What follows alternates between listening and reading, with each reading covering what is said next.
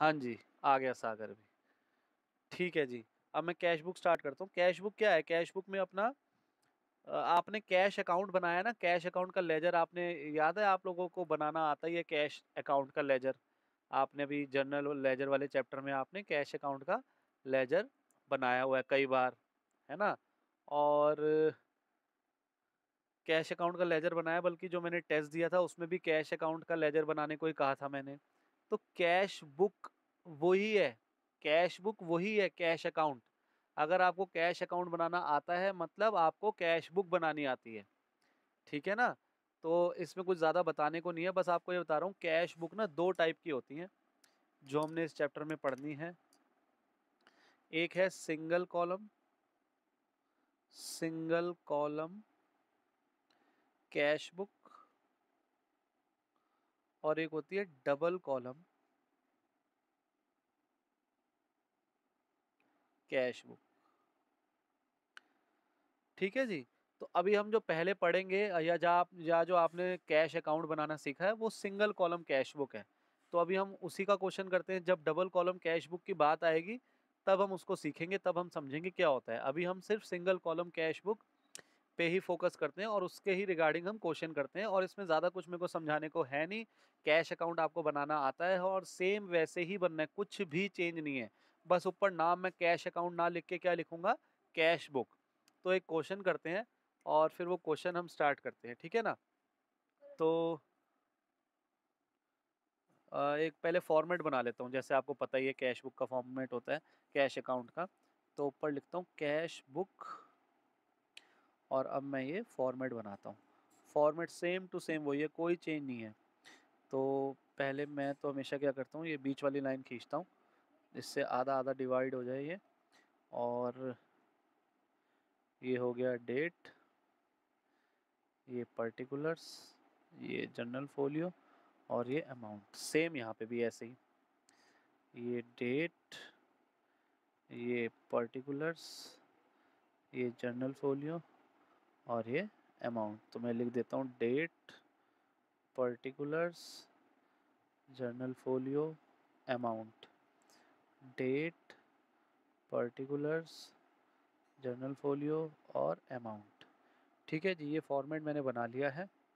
और क्वेश्चन अब हम स्टार्ट करते हैं। आप लोगों के पास बुक है, मैं बताता हूँ मैं कौन सा क्वेश्चन करा रहा हूँ। देखते हैं आप लोगों के पास भी है वो क्वेश्चन, तो फिर वो क्वेश्चन करते हैं। कैश बुक हाँ जी, ये ना क्वेश्चन है प्रैक्टिकल प्रॉब्लम्स, मतलब कि जो पीछे जहाँ से अनसॉल्व्ड क्वेश्चन शुरू होते हैं, तो वहाँ पे जो पहला ही क्वेश्चन है ना, सिंपल कैश बुक लिखा हुआ है। पे पे नंबर मेरे में तो 10.39 है, 10.39। हाँ हाँ, तो आप लोगों की बुक में थोड़ा चेंज होएगा। देखो ये क्वेश्चन है आपकी बुक में, ये पहला ही क्वेश्चन। मैं इसको थोड़ा और फोकस करता हूँ। ये देखो ये क्वेश्चन है, prepare simple cash book from the following transactions of mister Gopal of Delhi. Answer से पता चल जाएगा, ये आंसर आ रहा है या आप सॉरी, ये देखो ये आप लोगों की किसी भी की भी बुक में नहीं है? नहीं, ये राम गोपाल ऑफ दिल्ली है। और ये Ganesh Lal commence business with cash, ये हो।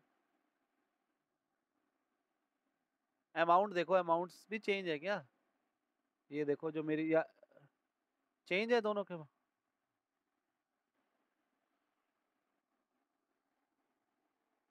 ठीक है। अच्छा, 2019 दोनों तरफ लिख देता हूँ मैं पहले। और अब ये 1 जनवरी की एंट्री आई है, 1 जनवरी की एंट्री आई है, उसमें लिखा है कि Rupendra started business with cash, है ना, ऐसे ही कुछ लिखा है। तो हाँ, विद कैपिटल। तो कितने रुपए से शुरू करा उसने बिजनेस? 2 लाख। तो ज़रा बताओगे मैं डेबिट में लिखूं या क्रेडिट? ये डेबिट साइड होती है, ये क्रेडिट साइड। तो क्या लिखूं, कहाँ लिखूं ज़रा सा कैश अकाउंट का? अच्छा, यहाँ पे लिख दूं मैं, क्या लिखूं यहाँ पर 1 जनवरी को? Very good. क्या बाकियों को पता चला? जर्नल एंट्री बनानी है आपको, मैंने क्या कहा है, जर्नल एंट्री बहुत सारे चैप्टर्स में काम आएगी। क्या एंट्री होगी? Cash account debit to capital account. तो कैश अकाउंट क्या हुआ है, डेबिट हुआ है। कैश अकाउंट की डेबिट साइड कौन सी है, ये रही। हाँ जी,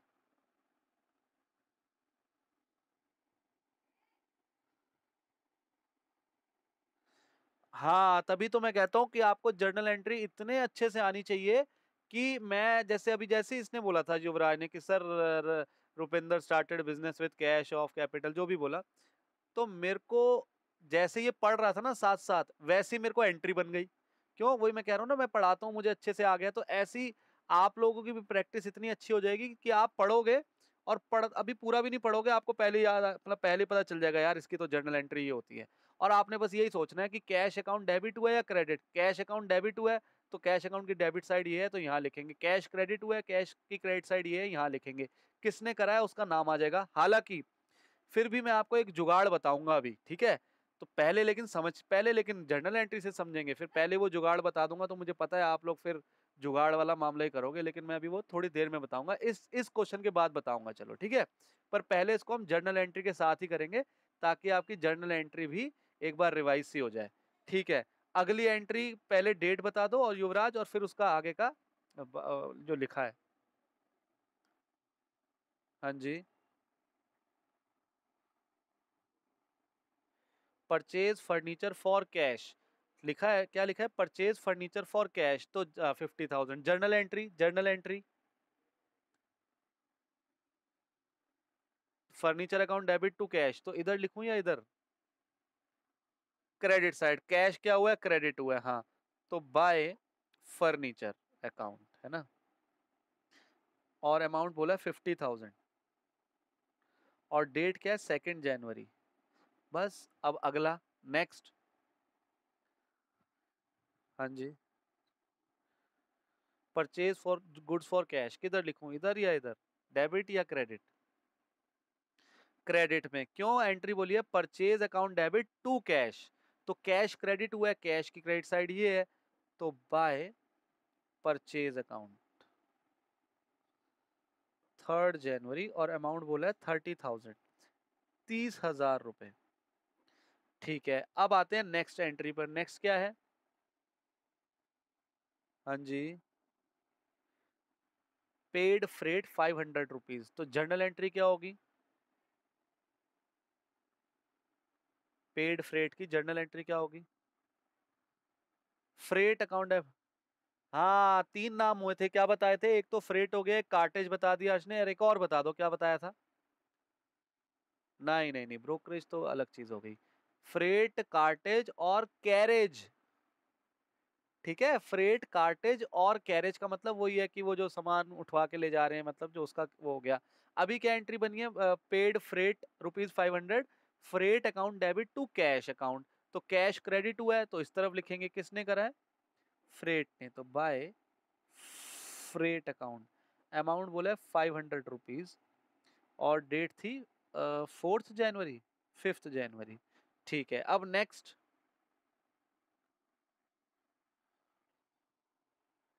सोल्ड गुड्स फॉर कैश, क्या जर्नल एंट्री होगी,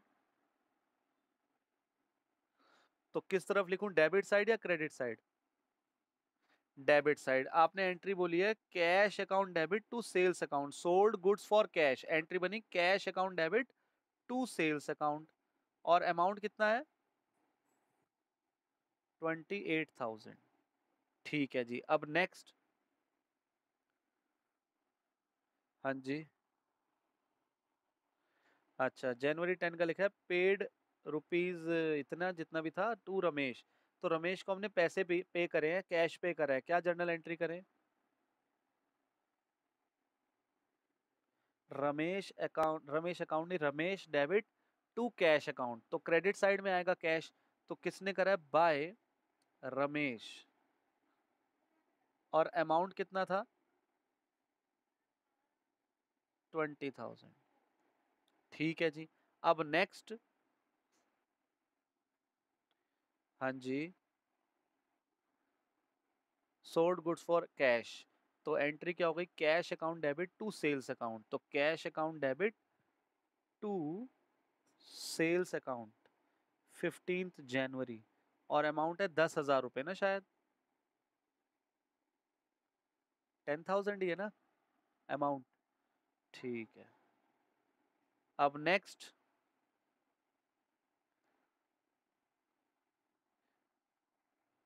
पेड वेजेस 10,000, क्या होगी जर्नल एंट्री? ठीक है, पेड वेजेस तो सीधा सीधा इसकी एंट्री होगी wages account debit to cash account, तो कैश अकाउंट क्रेडिट हुआ है तो इधर लिखेंगे। नहीं नहीं, क्यों आप वेजेस की एंट्री करते हो, क्या करते हो, wages account debit to cash account ही तो करते हो। पेड फूड नहीं लिखना हमने, बस wages account debit to cash account, तो बाय वेजेस।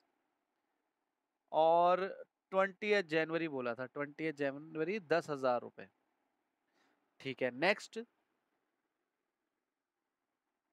हाँ जी। Purchase goods from Raj on credit, journal entry क्या होगी?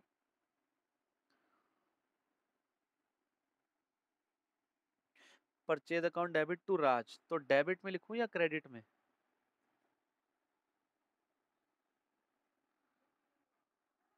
वेरी गुड, अंश ने बताया आई थिंक।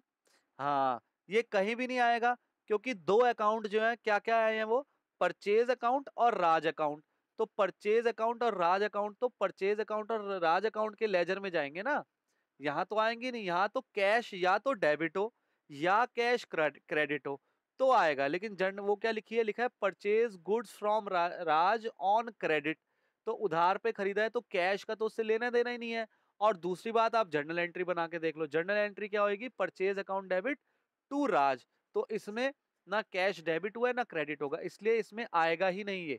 फिर क्या करें, अगर ऐसी एंट्री आ गई, यहाँ तो होएगी नहीं, तो आपने कुछ नहीं करना, आपने ना नीचे जहां ये क्वेश्चन मतलब आप कर रहे हो उसके नीचे आपने वहां पे जर्नल एंट्री करके दिखा देनी है। तो आप जरा मुझे बताओगे जर्नल एंट्री क्या बताई आपने इसकी, परचेज अकाउंट डेबिट टू राज, और अमाउंट कितना था, 20,000। लेकिन एक शर्त है, आप जो नीचे एंट्री करोगे ना ये जर्नल एंट्री, तो इसको फॉर्मेट में बना देना, और ये तो हाथ से लाइन खींच देना पेपर में, एक एंट्री के लिए टाइम मत वेस्ट करना कि स्केल से खींच रहे हो फिर ऐसे ऐसे, अपना हाथ से यूं करके और ऐसे ऐसे मतलब करके मतलब। नहीं नहीं, लेजर में नहीं नहीं, उसमें नहीं, सिर्फ कैश बुक में बता रहा हूँ कि जो कैश वाली एंट्री नहीं है उसको नीचे कर देंगे, और वो तो मुश्किल से एक आधी होएगी, या कभी कभार तो क्वेश्चन में होएगी नहीं, सारी ही कैश की होंगी। लेकिन अब देखो इस वाले क्वेश्चन में एक बिना कैश वाले आ गई है, ठीक है ना। तो अब 25 जनवरी के बाद अब युवराज बताए next. Jan 31, paid rent by cheque, तो जर्नल एंट्री क्या होगी? हाँ इसमें टू बैंक, अब ये आपने एंट्री बोली paid rent by cheque, paid rent by cheque की जर्नल एंट्री क्या होगी, rent account debit to bank account, तो rent account debit to bank account, तो इसमें भी कैश ना डेबिट हुआ है ना कैश क्रेडिट हुआ है, तो इसलिए इसको भी हम नीचे कर देंगे। तो 31 जनवरी है, और एंट्री होगी rent account debit to bank account, और अमाउंट कितना है ये,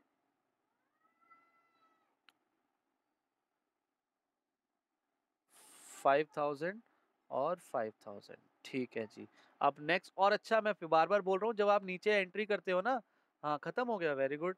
तो जब भी आप नीचे जर्नल एंट्री करते हो, तो एक तो फॉर्मेट में होनी चाहिए, ऊपर से नरेशन भी लिखनी है। मैं आपको पहले भी बोलता आया था, अभी भी बोल रहा हूँ, और मुझे पता है आगे भी मैं बताऊंगा कि जब भी जर्नल एंट्री करोगे आप, तो वो नरेशन के साथ होगी, नरेशन मैंने लिखी नहीं बट आपको लिखनी है, और फॉर्मेट बना के जर्नल एंट्री करनी है। अच्छा, अब आप ये कह रहे हैं कि युवराज कह रहे हैं सर क्वेश्चन खत्म, इतना ही था। तो पहले, अब मैं आगे की बात करने से पहले आप लोगों को एक एक दो चीजें हैं वो मैं बता दूं। हाँ जी कहिए।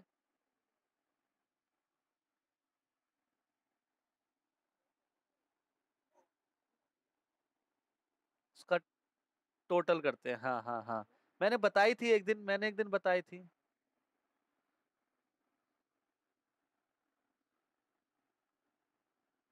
हाँ मैं यही तो बताने लगा हूँ कि ना, अब वो तो बहुत देर लग जाएगी। तो क्या होता है कि आपको लेकिन पेपर में इतनी एंट्री आएंगी, हाँ आपको पर पेपर में इतनी सारी एंट्री नहीं आएंगी, मैंने तो एक ही क्वेश्चन में सारी डाल दी थी ना। तो आपको ज्यादा से ज्यादा कितनी एंट्री आएंगी, 6 7 8 ही आएंगी, है ना। तो आप 6 7 8 का तो टोटल कर सकते हो, उसमें इतना टाइम नहीं लगेगा। वो तो मैंने ही ऐसी जर्नल एंट्री बना दी थी कि एक ही क्वेश्चन में आपको सारी दे दी थी। बट एग्ज़ाम में थोड़ी ऐसे होगा, एग्ज़ाम में आपको 5-6 या ज़्यादा से ज़्यादा 7 एंट्री आ जाएँगी एक क्वेश्चन में, तो उससे ज़्यादा तो नहीं आएँगी। तो 7 एंट्रीज़ का तो टोटल आप कर सकते हो आसानी से, है ना? तो उसमें आप फिर उसका टोटल कर देना, ठीक है ना? तो हाँ जी, अब मैं कुछ बातें बतानी है, ज़रा उसको सुनना। पहली बात, तो आपने जो कैश बुक का ऊपर क्वेश्चन करा है, आपने कुछ नोटिस करा है? मैंने क्या करा है, जितनी भी ऊपर फिगर्स लिखी हैं, ये वाली हैं चाहे ये हैं, सब में कॉमा लगाए हैं। दूसरी बात मैंने क्या करा है, वन्स के नीचे वन्स, टेंस के नीचे टेंस, थाउज़ेंड के नीचे थाउज़ेंड, 100 ऐसे करके मैंने पूरा एक के नीचे एक लिखा है। है ना? लिखा है ना? तो आपको भी अभी से, अभी आप 11th में आए हो, अभी से ये आदत डाल लेना। आपको ये बहुत काम आएगी, शायद मैंने पहले भी आपको ये बातें बोली थी। अभी आपको इस चैप्टर में भी पता चलेगा कि कितना फ़ायदा होने वाला है इसको ऐसे लिखने का। और आगे 11th में और अभी चैप्टर्स आएँगे और 12th में, तब आप मेरे को थैंक्स कहोगे कि सर आपने, थैंक यू, आपने हमें ये आदत डलवा दी, क्योंकि इसका आपको बहुत फ़ायदा होने वाला है। अभी देखने में लगता है कि क्या हो गया, सर ने ऐसे लिख दिया, हमने थोड़ा इधर-उधर लिख दिया, क्या हो गया? लेकिन अभी आपको आगे चल के बहुत फ़ायदा होने वाला है, जो मैं आपको एक टेक्नीक सिखाने वाला हूँ आज। उस टेक्नीक को बड़े ध्यान से समझना, उससे आपको बहुत फ़ायदा होएगा। और उसके लिए लेकिन 2-3 शर्तें हैं। क्या? एक तो आपने कॉमा लगाने की आदत डालनी है, ये जो कॉमा की है। और दूसरा, वन्स के नीचे वन्स, टेंस के नीचे टेंस, थाउज़ेंड ऐसे करके एक के नीचे एक फिगर लिखनी है। तो ये 2 चीज़ें आपको शर्तें माननी है मेरी। अभी मैं आपको एक टेक्नीक सिखाऊँगा जिससे आपको बड़ा फ़ायदा होगा। और आगे चल के और भी मतलब आपको बड़ा उसमें आप खुद कहोगे सर बहुत अच्छा मेथड है ये। और दूसरी चीज़ कि प्रेज़ेंटेशन कितनी अच्छी लगती है यार, देखो अब आप मैं ऐसे फिगर लिखे कितनी अच्छी लग रही हैं। अब कई लोग लिख रहे हैं 2 लाख यूँ लिख रहे हैं, 28,000 भी 2 के नीचे आ रहा है, 8 यहाँ है, 2 यहाँ है, 0। हाँ। हाँ, ज़ीरो भी मिस हो जाती है, फिर कभी 10,000 लिख रहे हैं, पता चल रहा है 10 का 1 वहाँ लिखा है, 0-0 यहीं 10,000 खत्म हो गया। अब 2 लाख वहाँ है, 10,000 यहाँ है। तो इसलिए प्लीज़, अभी आप लोग तो अभी नए-नए आए हो 11th में, अकाउंट्स आपके लिए नया सब्जेक्ट है, तो अभी आप बेस बना लो अपना, आपको आगे चल के बहुत फ़ायदा होगा। अब देखो, यहाँ पे अब मैं आपको वो टेक्नीक सिखाता हूँ, ठीक है? और अभी से वो टेक्नीक सीख जाओगे तो आपकी प्रैक्टिस जितनी ज़्यादा हो जाएगी इस टेक्नीक की, तो आप भी मेरे जितना फ़ास्ट करने लग जाओगे। अभी तो मैं आपको सिखा रहा हूँ, तो मैं भी धीरे-धीरे करूँगा, बट मैं बहुत फ़ास्ट कर लेता हूँ। क्यों? क्योंकि ऑब्वियसली प्रैक्टिस है। अब आप लोग भी प्रैक्टिस कर के आपकी भी स्पीड बहुत अच्छी हो जाएगी। और अकाउंट्स में बंदा यही मरता है। मैं बार-बार आपको बोलता हूँ, आपको क्या कहते हैं, पेपर लेंथी था ये वो। पेपर लेंथी नहीं था, आपकी कैलकुलेशन स्लो है। आपके और 2-4 चीज़ें स्लो हैं। कॉन्सेप्ट आपको सब आते हैं, लेकिन आप ऐसी चीज़ों में मार खा जाते हो। क्यों? क्योंकि दूसरे बच्चों को ये टेक्नीक पता है और वो अब निकल जाता है आगे और आप पीछे रह जाओगे। और मैं आपको बताऊँ, मैं जो ये टेक्नीक बता रहा हूँ, बहुत कम ट्यूटर हैं जो ये बताते हैं टेक्नीक, ठीक है? तो प्लीज़ आप लोग इसको सीखो। तो अब देखो, अब मेरे को एक बात बताओ, अब हमें क्या करना है? ये कैश बुक बना दिया, आपको याद है हम कैश अकाउंट में फिर जितने भी लेजर होते हैं क्या करते हैं? बैलेंस बीडी, बैलेंस सीडी निकालते हैं ना? तो हमें इसमें भी यही करना है, बैलेंस बीडी, बैलेंस सीडी निकालना है। तो कौन-सी साइड बड़ी दिख रही है आपको? कौन-सी साइड बड़ी है, डेबिट या क्रेडिट? क्रेडिट साइड बढ़ी है। डेबिट की क्रेडिट, कभी कह रहे हैं डेबिट कभी क्रेडिट, ध्यान से। डेबिट साइड बढ़ी है, हाँ, डेबिट साइड बढ़ी है। तो डेबिट साइड का टोटल पहले करेंगे। जिस साइड का टोटल ज्यादा होता है उसका टोटल पहले करते हैं। तो मैं, अब ये तो कम फिगर है, अभी आपको जो आगे क्वेश्चन आएंगे ना, आप मानोगे, यहां से लेके यहां तक फिगर्स होंगी। ये भी यहां से लेके यहां तक फिगर्स होंगी। अभी तो ये कम कम है, 3 है, इधर 5 है, लेकिन जब इतनी सारी फिगर्स हो जाएंगी, मतलब 10-12 इधर, 15-20 इधर, तो उस टाइम पे अब आप एक बात बताओ कि आप अभी क्या करते हैं स्टूडेंट, जैसे अभी तो ये कम है, तो अभी आप क्या करते हो, या जैसे इधर उधर टेढ़ा मेढ़ा लिखा होता है, या तो ये फिगर्स भी आसान है, तो डायरेक्ट पता चल रहा है 2,38,000 हो जाएगा। लेकिन अभी आएगा 2,65,432, 28,140, 10,255, तो फिर तो मुश्किल हो जाएगा ना। तो जब आपने इधर उधर फिगर लिखी होंगी, तो उसका टोटल करना मुश्किल है। और वो स्टूडेंट क्या करेगा जिसने फिगर इधर उधर आगे पीछे लिखी होंगी, वो पता है क्या करेगा? या आप भी कैसे करते होगे जब ज्यादा फिगर्स होंगी, तो आप यहाँ लिखोगे 2 लाख, फिर 28,000, फिर 10,000, फिर उसका टोटल करोगे, है ना? और फिर जो टोटल आएगा वो यहाँ लिखोगे। ये मैं अभी नहीं बता रहा, इस क्वेश्चन में तो आसान है, मैं बता रहा हूँ जब मुश्किल क्वेश्चन आएंगे तब आप यही तो करते हो ना, सब हम ऐसे ही करते हैं। ये सारे जितने 8-10 होंगे वो साइड लिखेंगे। लेकिन अब आप देखो, आपको यहाँ कितना अच्छा फायदा है। जो आपको यहाँ लिखना है, इससे अच्छा आप अगर आपने वंस के नीचे वंस, टेंस के नीचे टेंस लिखा होगा, तो यही टोटल हो जाएगा 0। अब या कोई भी फिगर हो, ये तो चलो आसान है, कोई भी फिगर हो आप यही टोटल कर सकते हो।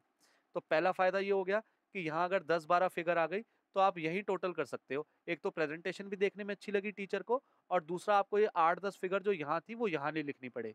और क्या नुकसान है यहाँ से यहाँ लिखने का, एक तो आपने पहले यहाँ तो लिखनी है, फिर उनको यहाँ उतारोगे तो टाइम वेस्ट होएगा। और आप बताओ, अगर 8-10 फिगर है और ये तो आसान है, जब मुश्किल फिगर होंगी और जब हम वहां से यहाँ लिखेंगे तो हमारे से मिस्टेक भी तो हो सकती है। आप सोचो, आप ऐसी फिगर हो 2,40,235 या कुछ, तो हम एग्जाम में इतने ज्यादा नर्वस होते हैं कि क्या पता इन 10 फिगर को यहाँ पर हम एक आधी फिगर भी गलत उतार दी, हमने 235 की जगह 335 भी लिख दिया, तो हमारा सारा आंसर गलत आएगा। लेकिन जब हमने यहाँ लिखा होगा और यही टोटल कर देंगे तो मिस्टेक के चांस ही नहीं है। तो इसलिए आप ऐसी आदत डालो जाके आप टोटल यही कर लो। अब ये 2,38,000 आया, इतना ही यहाँ पर भी लिखूंगा, आपको पता है सेम, तो यहाँ भी लिख दूंगा 2,38,000।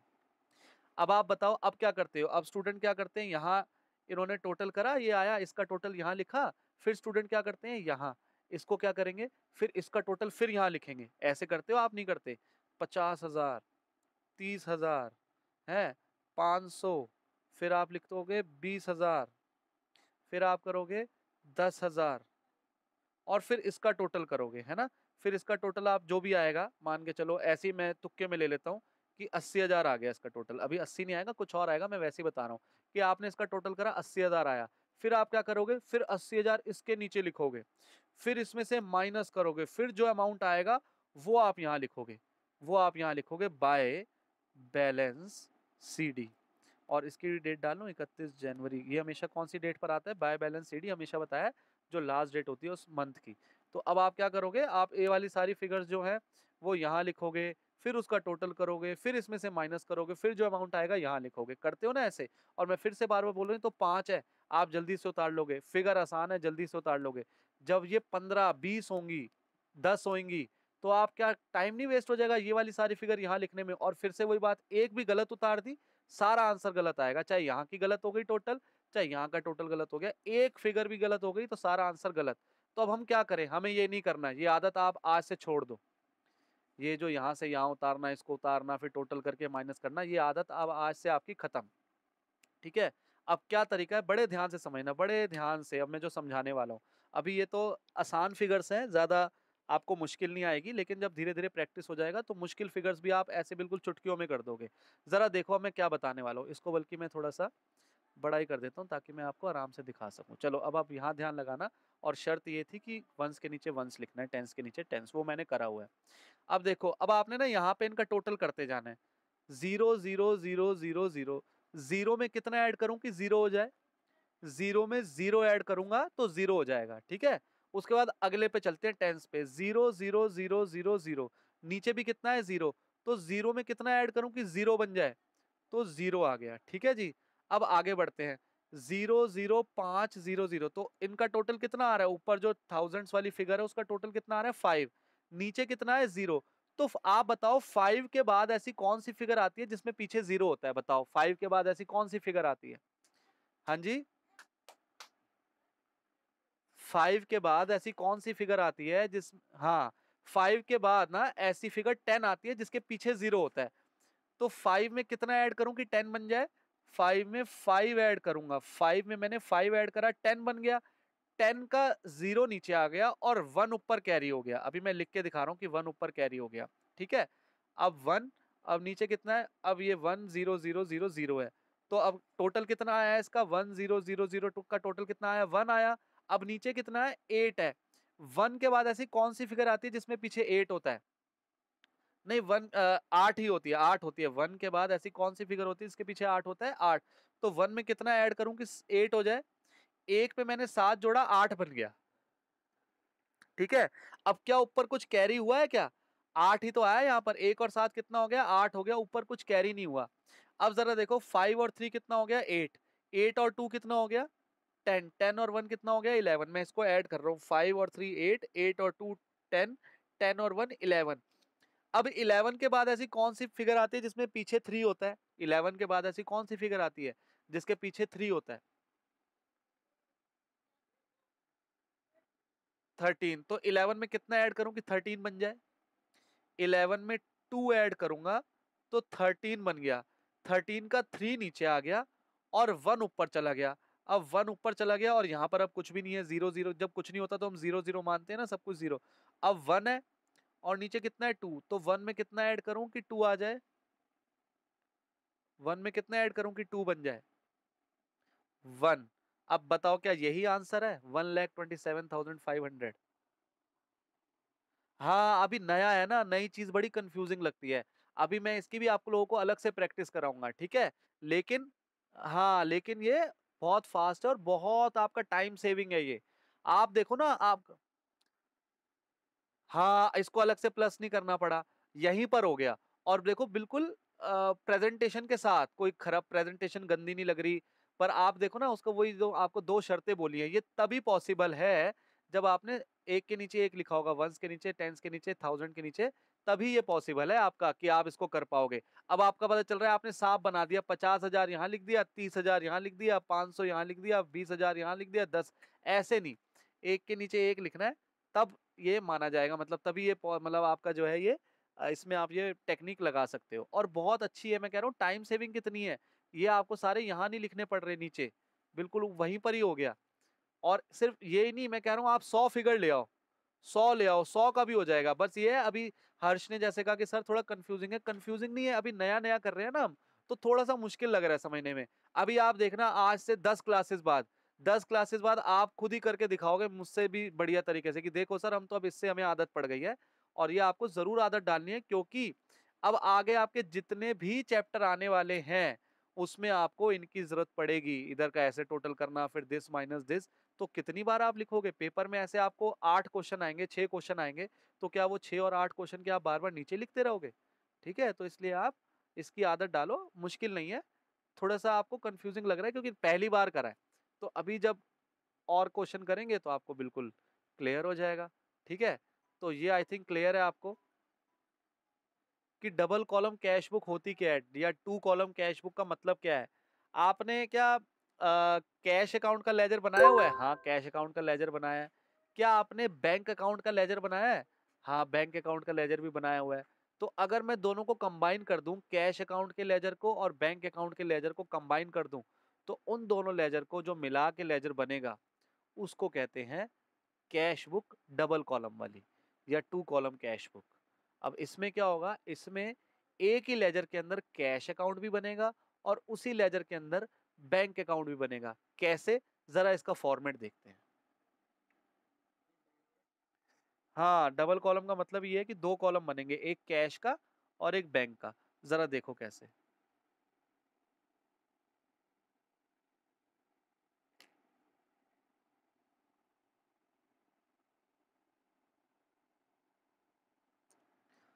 ठीक है जी, तो ये हो गया डेट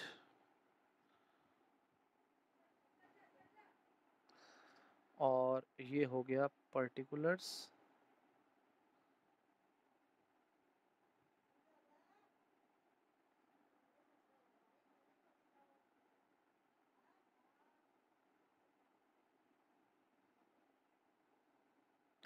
देखो इसमें क्या हुआ, आपने देखा है मैंने अमाउंट के दो दो कॉलम बनाए हैं दोनों साइड, वो इसलिए बनाए हैं।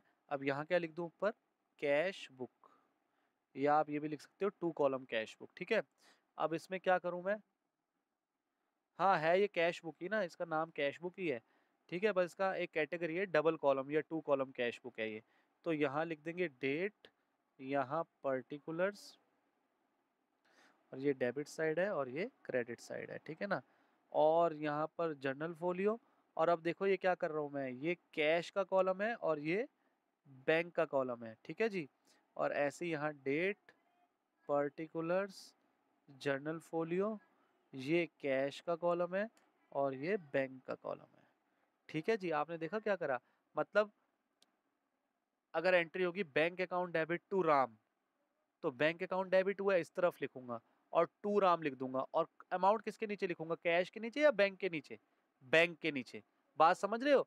अगर कैश अगर डेबिट क्रेडिट हुआ है, कैश अगर डेबिट हुआ है तो इस तरफ लिखूंगा और अमाउंट कैश के नीचे लिखूंगा।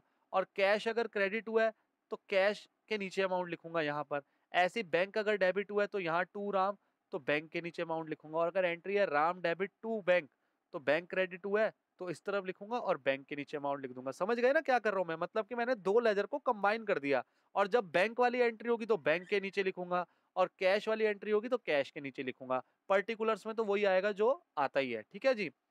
तो क्वेश्चन मेरे पास तो है नहीं, आप लोगों के पास है, तो अब युवराज की जगह कोई और बोल दे, हर्ष बोलना चाहे तो हर्ष बोल दे।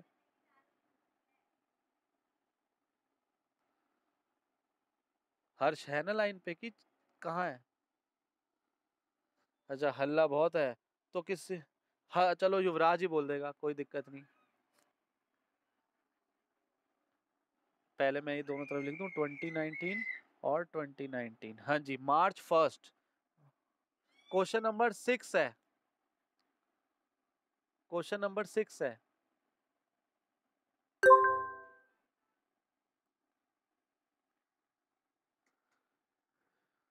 इसका मतलब क्या है, इसका क्वेश्चन, इसका मतलब क्या है क्या? हाँ वेरी गुड, इसका मतलब कि 29 फरवरी या 28 फरवरी जो भी उसकी, हाँ 28 फरवरी होगी, कि हाँ 28 फरवरी को वो कैरेट डाउन था, सीडी था, और अब वो 1 मार्च 2019 को क्या बन गया, वो बीडी बन गया। तो आपको कैश इन हैंड या वो जो दिया हुआ है वो आपका ओपनिंग बैलेंस हो गया। तो मैं यहाँ लिख दूंगा 1 मार्च, और यहाँ लिख दूंगा टू बैलेंस बीडी। और युवराज कह रहा है कि सर दोनों का बैलेंस दिया हुआ है, कैश का भी और बैंक का भी। तो मैं यहाँ 2 बार बैलेंस बीडी लिखने की जरूरत नहीं है मुझे। हेलो, स्क्रीन अटक गई है, चल रही है यार? हाँ वही मैं, हाँ मेरे को भी वो स्क्रीन रुकी हुई दिख रही है, एक सेकेंड। हाँ अब ठीक आ गई है शायद। हाँ जी। तो अब जो हर युवराज ने बोला, कह रहा है सर आपको कैश इन हैंड भी दिया हुआ है और कैश एट बैंक का भी अमाउंट बताया हुआ है। तो मैं 2 बार टू बैलेंस बीडी नहीं लिखूंगा, टू बैलेंस बीडी लिख के कैश का यहाँ लिख दूंगा और बैंक का यहाँ लिख दूंगा। हाँ जी, कैश का कितना बताया? 12,750, ठीक है। और बैंक का 72,400, तो 72,400, ठीक है जी। अब जो है युवराज आगे बता रहे हैं कि आगे क्या एंट्री है, ठीक है। हाँ जी।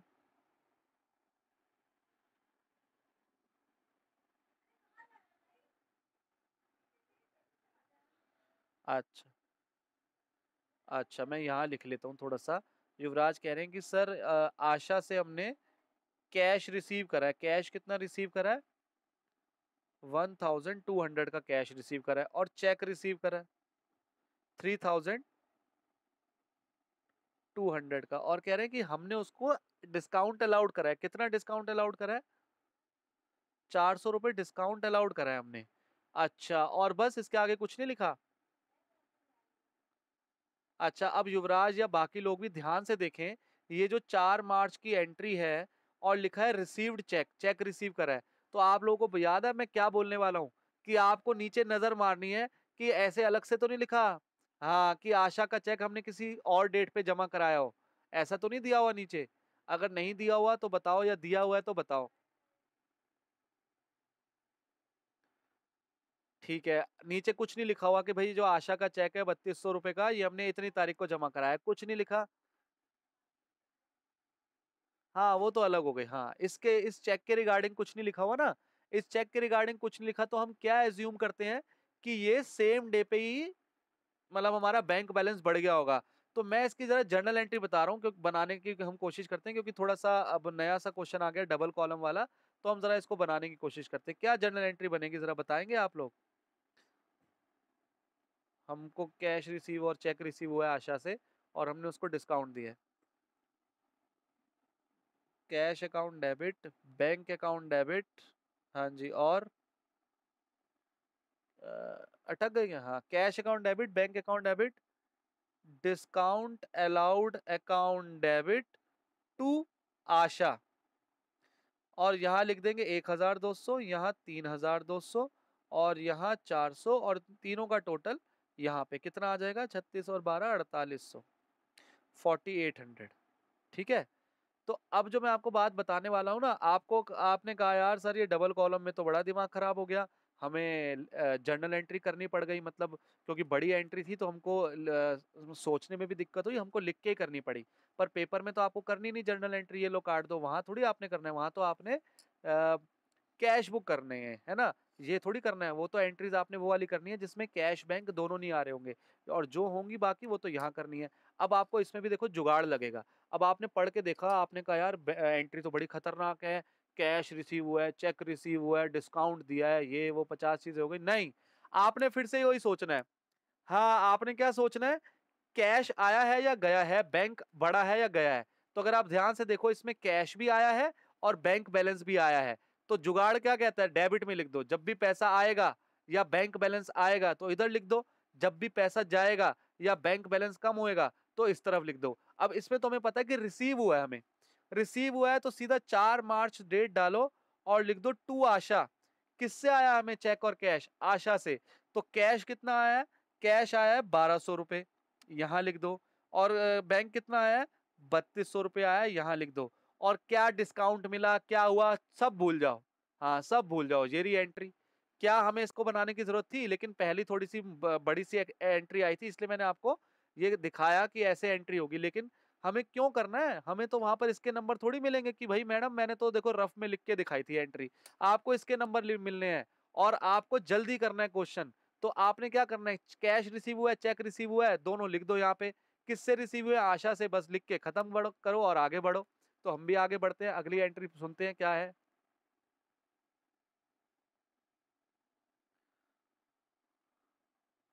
4 मार्च के बाद बताएंगे युवराज। हाँ, 7 मार्च।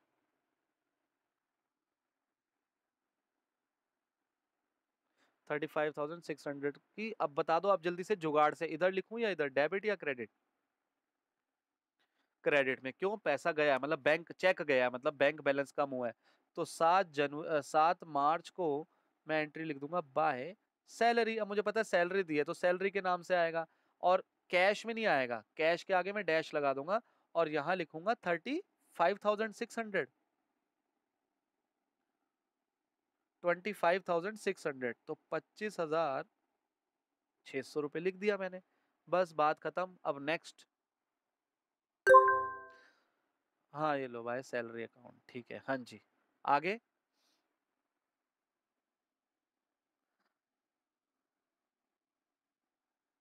9 मार्च को withdraw cash from bank for personal use,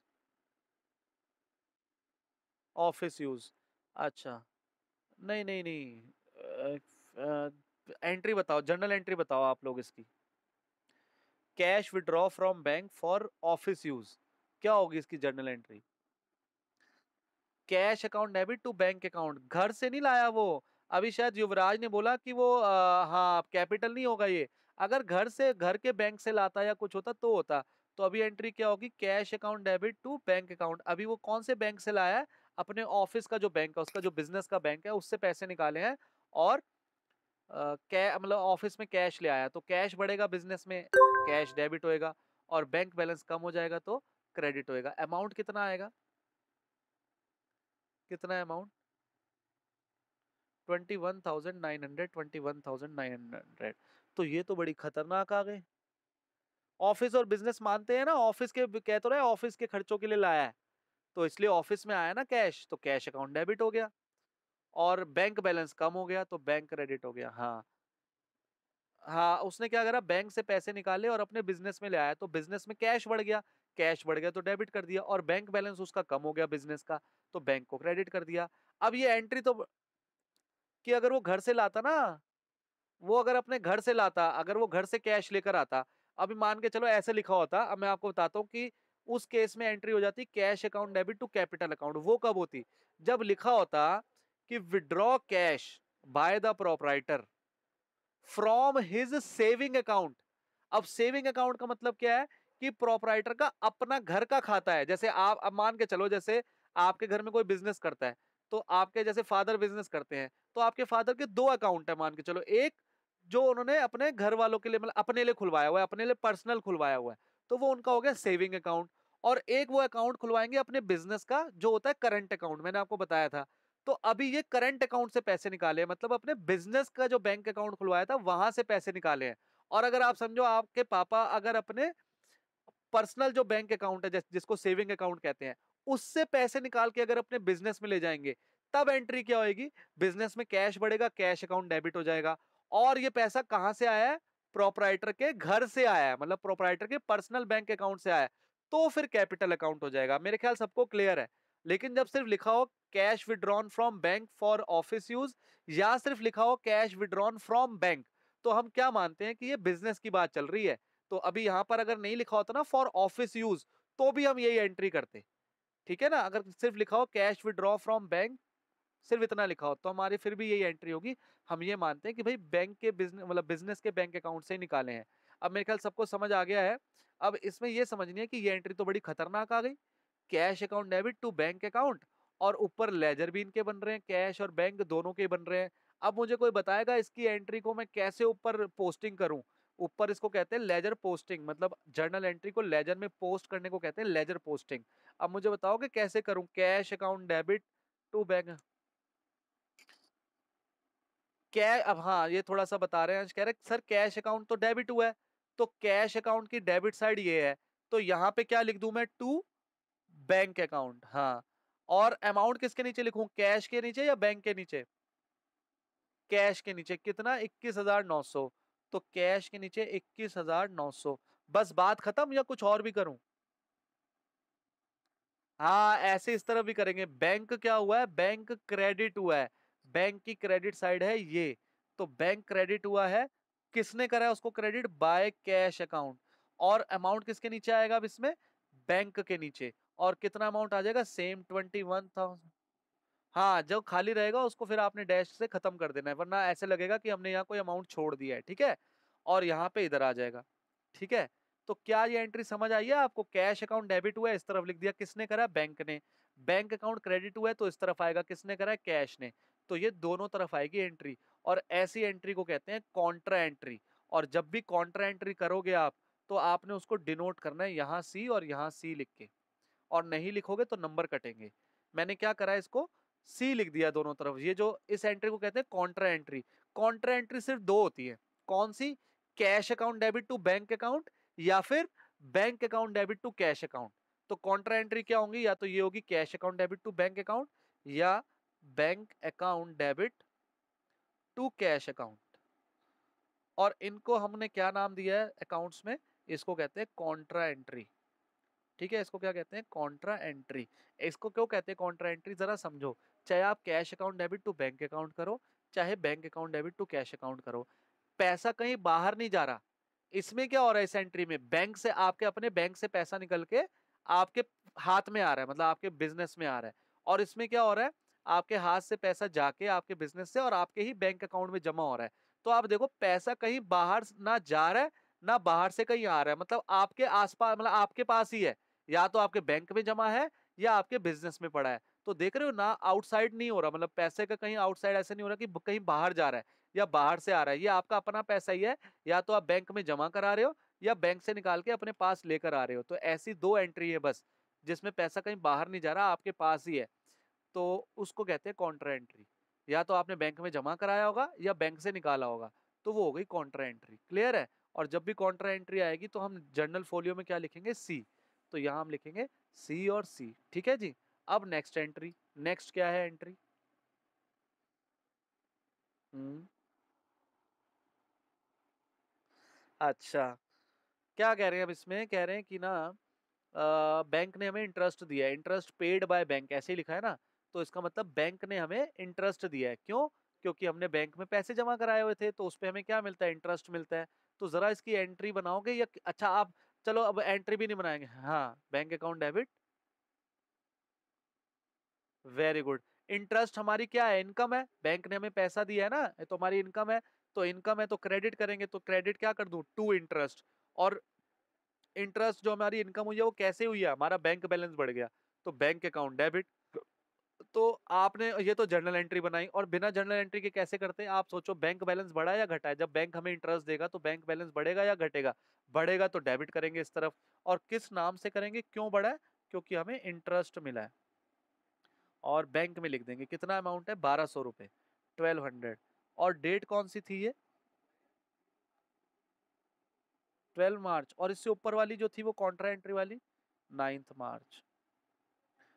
9 मार्च, हाँ जी। अब आगे बढ़ते हैं, नेक्स्ट। हाँ जी, क्या?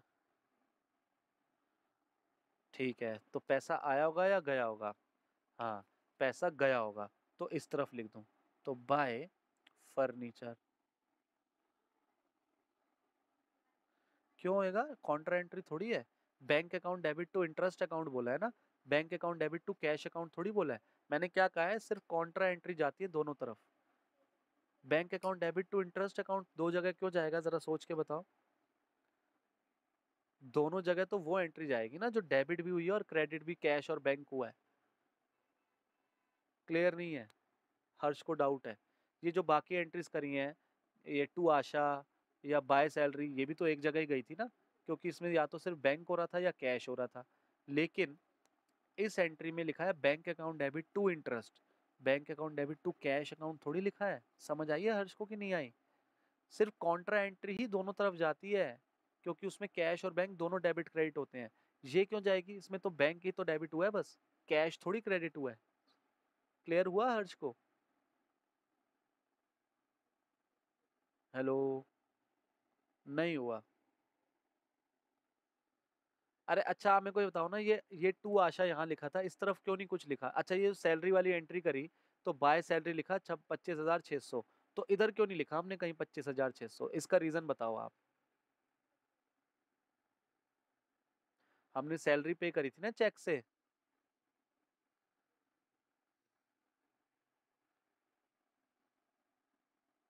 नहीं नहीं नहीं, कैश और बैंक करी है ना मैंने। ये जो कॉन्ट्रा एंट्री जिसके आगे सी लिखा है, तभी तो हम सी से डिनोट करते हैं, ताकि पता चल जाए कि ये वाली और ये वाली कॉन्ट्रा एंट्री है, दोनों के अमाउंट सेम है, और सी से उसको डिनोट कर दिया। क्लियर है? क्लियर है आप लोगों को? अच्छा, अब ये जो है फर्नीचर अकाउंट, ये जो वाली जो एंट्री है, furniture account debit to cash, तो पैसा गया होगा तो बाय फर्नीचर कैश में लिख देता हूँ। कितने रुपए बोले थे? 16,500 बोले थे शायद। Next entry. हाँ जी। तो अब मैंने क्या कहा है, हाँ, डिस्काउंट को देखो ही मत, डिस्काउंट दिया है नहीं मिला हुआ है कुछ नहीं। हमने क्या करा है, हमने मोहन को पैसे पे करे हैं, वो भी चेक के थ्रू। तो किस तरफ लिख दूं? क्रेडिट साइड में। क्या लिख दूं? किस नाम से? बाय मोहन। Very good. अब आप, हाँ, अब देखा आपने, हमें ये डिस्काउंट डिस्काउंट जो था उसकी जर्नल एंट्री नहीं बनानी पड़ी। बस हमें इतना पता है चेक कितने का गया है हमारे हाथ से। चेक कितने का गया है? 10,000। 10,000। नहीं नहीं, चेक कितने का गया है? 10,009। ठीक है जी, इसका मतलब हमने उसको 11,000 देने होंगे, 100 रुपये उसने हमें डिस्काउंट दिया और 10,900 हमने चेक के थ्रू दे दिए। अब नेक्स्ट। हाँ जी। तो पैसा, हाँ, तो कैश आया है या गया बिजनेस से? गया है। किस तरफ लिख दूं? क्रेडिट साइड में। किस नाम से लिख दूं?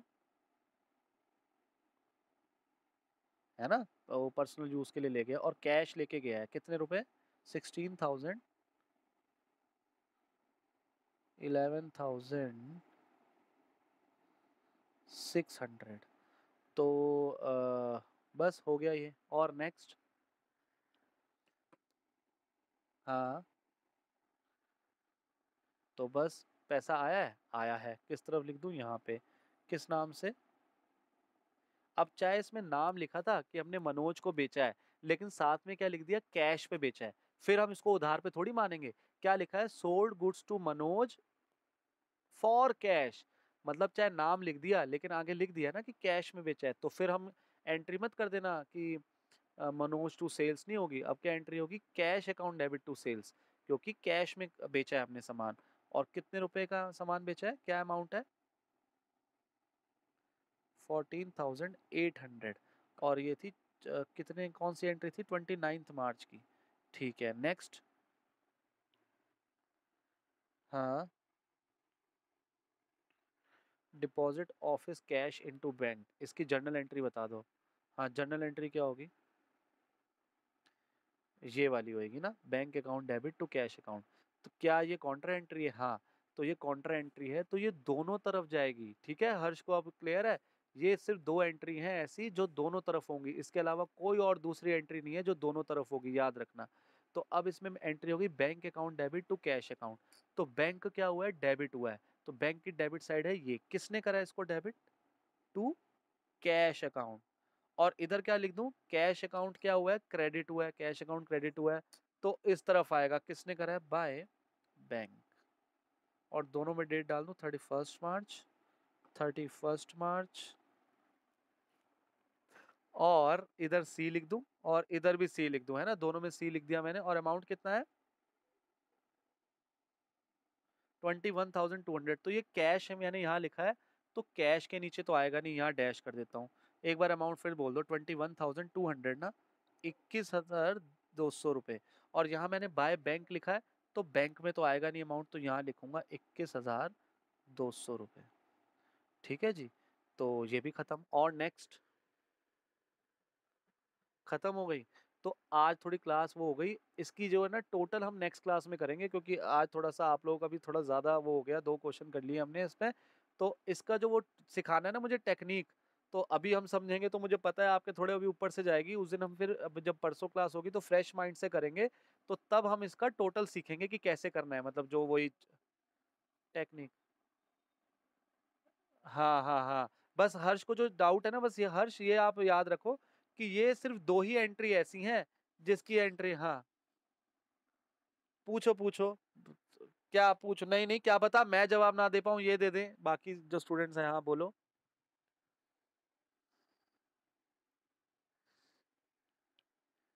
हाँ, ये पहली एंट्री है।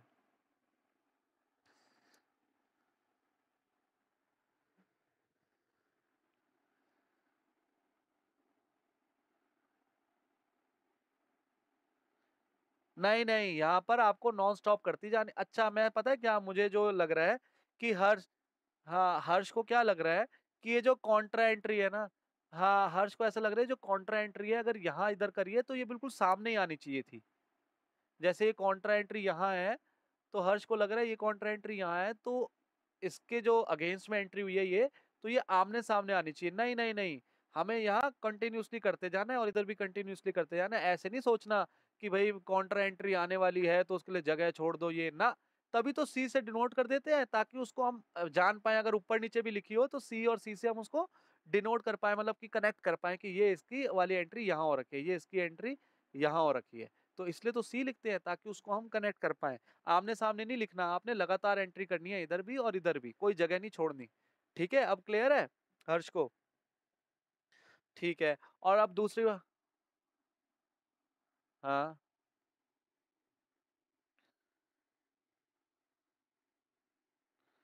नहीं मैं समझा नहीं है। अगर आप घर से कैश लेके अपने बिजनेस में गए हो तो वो कैपिटल कहलाएगी। और अगर आप अपने ऑफिस के बैंक से कैश लेके अपने बिजनेस में, हाँ, अगर आप अपने घर के भी बैंक से लेकर गए हो ना, चाहे वो आप अपने घर से लेकर गए हो, चाहे अपने घर के बैंक से लेके गए हो, तो पैसा तो आपका पर्सनल वाला यूज हुआ ना, तो वो कहलाएगा कैपिटल। मतलब कि उसकी एंट्री हो जाएगी cash account debit to capital account, क्योंकि आप वो पैसा निकाल के अपने बिजनेस में ले गए हो। और अगर आप अपने बिजनेस के बैंक से पैसा निकाला है, तो आपका बैंक बैलेंस कम हो जाएगा, तो बैंक को क्रेडिट कर दोगे, और बिजनेस में कैश आ जाएगा तो कैश को डेबिट कर दोगे। क्योंकि याद रखो, मैंने पहली क्लास में क्या बताया था, हम अकाउंटिंग किसकी कर रहे हैं, बिजनेस की। तो बिजनेस का बैंक बैलेंस कम हो रहा है तो बिजनेस के बैंक को क्रेडिट करेंगे, और बिजनेस में कैश बढ़ रहा है तो कैश अकाउंट को डेबिट करेंगे। और अगर आप अपने घर के बैंक से लेकर आ रहे हो पैसा, तो वो तो फिर आपका भाई कैपिटल ही कहलाएगा ना, कि भाई घर के बैंक से लाओ, चाहे घर से लाओ, चाहे बीवी के बैंक से लाओ, घर से जो भी पैसा आ रहा है, जो बिजनेस से नहीं आ रहा, बाहर से आ रहा है, वो फिर कैपिटल कहलाएगा।